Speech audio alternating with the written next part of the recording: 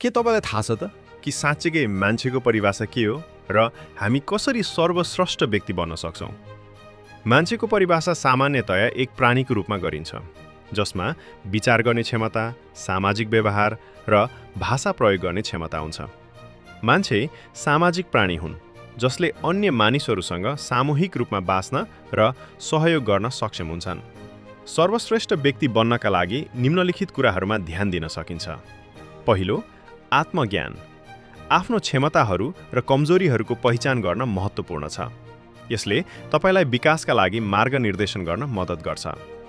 दोस्रो, शिक्षा/सिप विकास। सदैव ज्ञानको खोजीमा रहनुहोस्।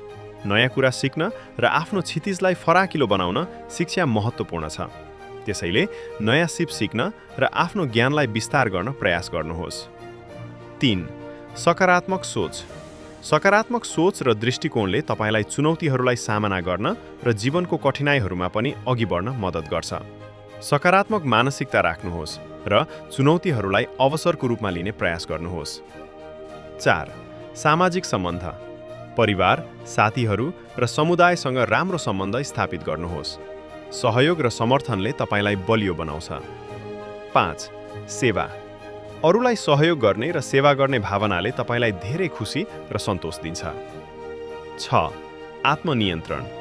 आत्मनियन्त्रण र अनुशासनले लक्ष्य हासिल गर्नमा महत्त्वपूर्ण भूमिका खेल्छ। 7. स्वास्थ्य र भलाइ। शारीरिक र मानसिक स्वास्थ्यमा ध्यान दिनुहोस्।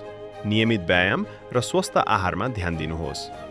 यी कुराहरूलाई ध्यानमा राखेर तपाईँले आफूलाई सुधार्न र उत्कृष्टता हासिल गर्न सक्नुहुन्छ।